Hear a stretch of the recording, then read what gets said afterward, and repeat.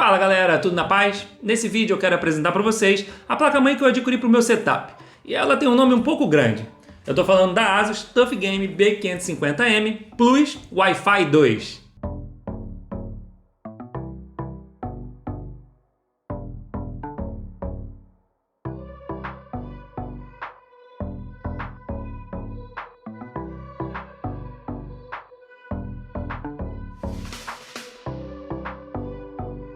Essa é uma placa-mãe da ASUS, feita para o público gamer.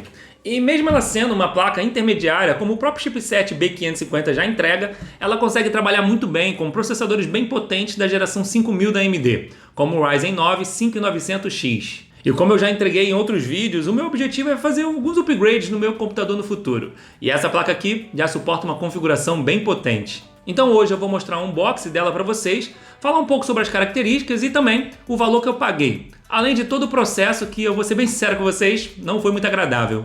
Então fica comigo para não perder nada desse review de informática. Aqui quem fala é Samuel Ribeiro e vocês estão no canal Geek de Fibra.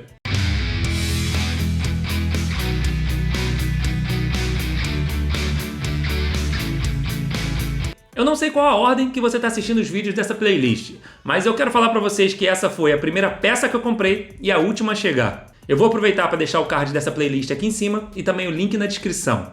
Na verdade, essa foi a segunda placa que eu comprei desse mesmo modelo. Isso porque a primeira foi extraviada pelos Correios. Isso aconteceu quando ela estava saindo de Curitiba para o Rio de Janeiro, que é onde eu moro.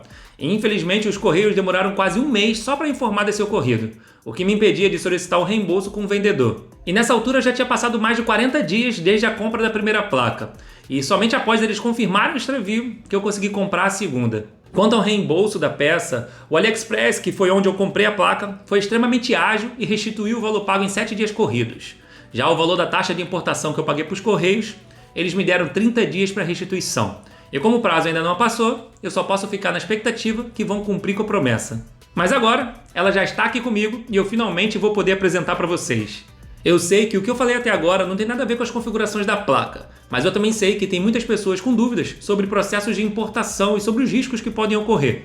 E é por isso que eu quis contar esse relato para vocês, verem que existem sim muitos riscos ao importar peças desse tipo do exterior. Mas se você tiver paciência e organização, mesmo se acontecer alguma coisa, você não vai ficar totalmente no prejuízo. Dentre todas as peças de computador, a placa-mãe era a que eu queria com um perfil um pouco mais robusto, que fosse compatível com o processador que eu já tinha escolhido e também que me permitisse fazer um upgrade para um outro mais potente no futuro. E foi por isso que eu escolhi uma com o chipset B550. Mas quando eu comecei a pesquisar, eu percebi que todas as placas vendidas aqui no Brasil estavam custando acima dos R$1.000. Isso porque eu estava focando minhas pesquisas em placas da ASUS e da Gigabyte. E se você procurar exatamente por esse modelo, vai encontrar ela custando aproximadamente R$2.000, o que é um valor bem alto para esse tipo de placa. E se olhar o outro modelo da ASUS, que é bem parecido, só não vem com Wi-Fi, você vai achar ela por em média R$1.200, o que ainda é um preço um pouco salgado. Já eu paguei nessa daqui R$780, importando ela pelo site do AliExpress, e mais R$190 de taxa alfandegária. Então, quando eu encontrei essa placa por essas condições, eu decidi comprar e finalmente iniciar a montagem do meu computador. Mas agora é hora de eu fazer aquela pergunta que eu sempre faço. Você já é inscrito aqui no canal Geek de Fibra? Aqui eu posto vídeo toda semana falando sobre tecnologia, automação residencial, informática e informações que podem te agregar muito. Então, se você gosta desse tipo de conteúdo, me dá essa moral se inscrevendo aqui no canal. E aproveita o embalo para ativar o sininho e deixar seu like nesse vídeo para dar aquela valorizada. E para você, que já faz parte da comunidade Geek de Fibra, o meu muito obrigado pela sua presença.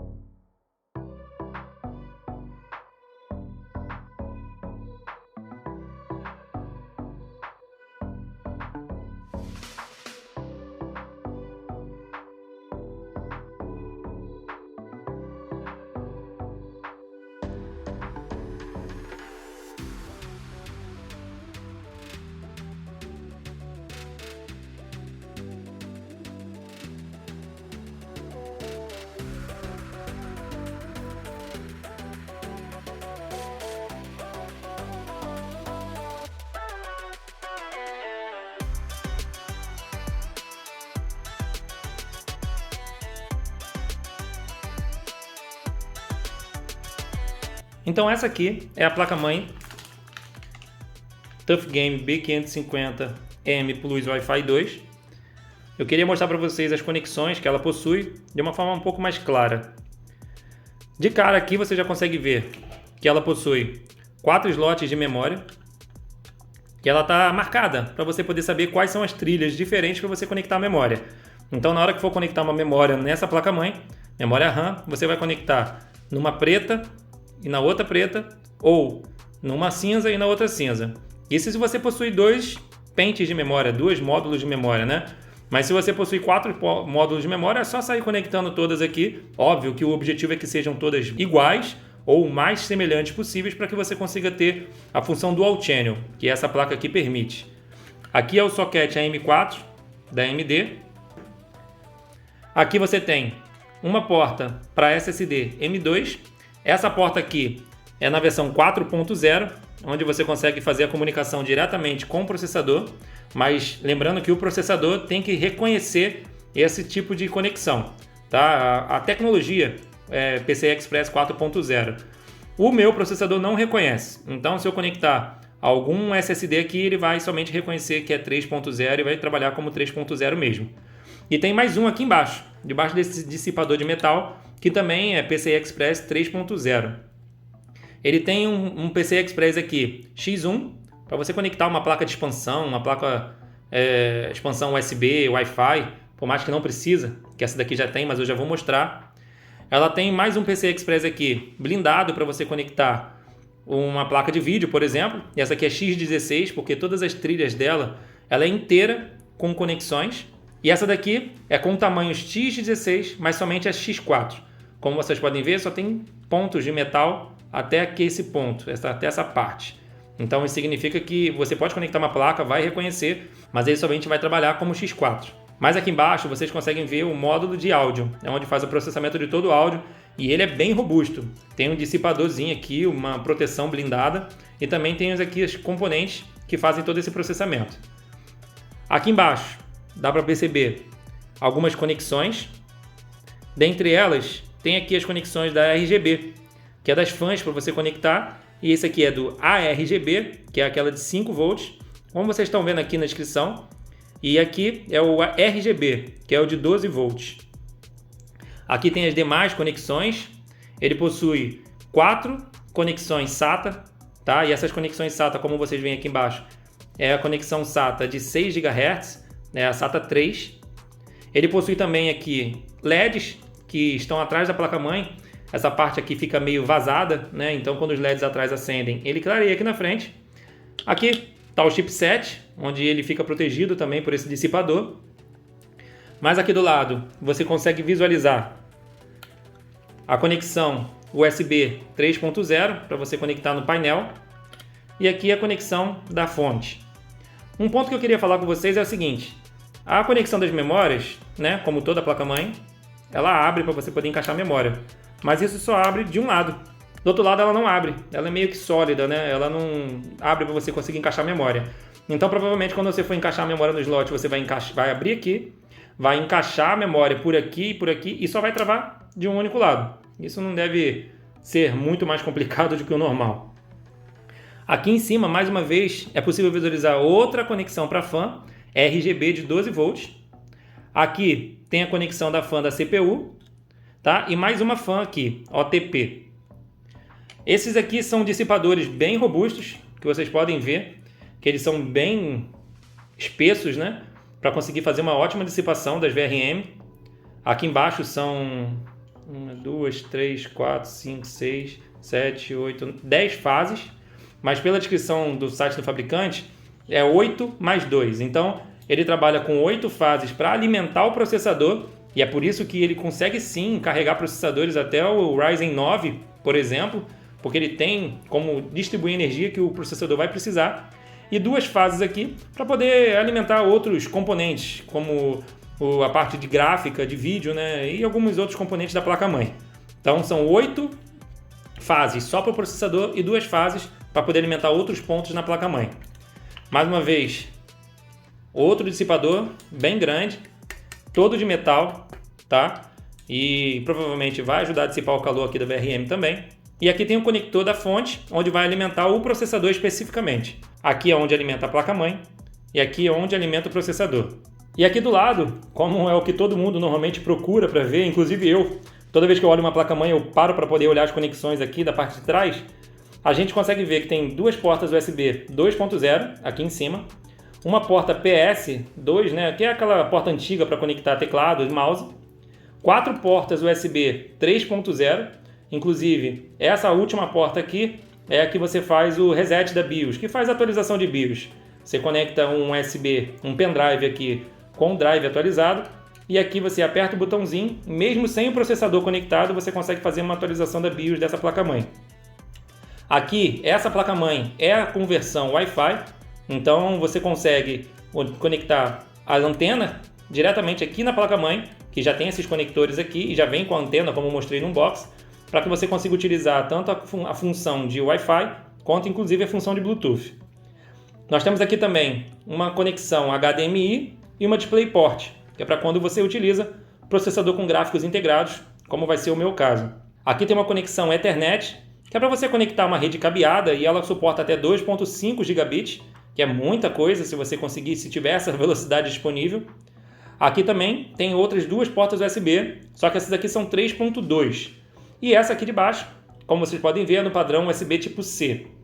E aqui são os módulos de áudio, onde você consegue utilizar diversas funções.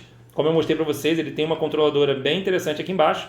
E aqui você tem todas essas conexões, inclusive conta com uma porta óptica aqui embaixo. E um ponto que eu queria mostrar para vocês é que quando a gente importa placas-mães da China, por exemplo, eles mandam sem a bateria. Tá? Eles dizem que isso é por questão fiscal mesmo, que eles não permitem que esse tipo de componente seja importado, ou pelo menos é um pouco mais rígido quando vem com esse tipo de componente. Então eles mandam 100 e a única questão mesmo é a gente comprar uma e colocar aqui no lugar para poder deixar a BIOS atualizada direitinho. Tem alguns outros pontos que eu não poderia deixar passar, então eu entrei aqui no site da fabricante da placa para mostrar eles para vocês. Aqui logo de cara a gente já consegue ver a descrição da placa, que é a Tough Game B550 Plus, versão Wi-Fi. Tem uma imagem dela aqui. E logo aqui de cara a gente também já consegue visualizar os processadores que são compatíveis com ela, onde ele informa que aqui é uma placa-mãe AMD com soquete AM4. E ele suporta processadores Ryzen da família 5000, 4000, linha G e 3000, todos para desktop. O chipset dele, aqui mais uma vez informa, é o B550.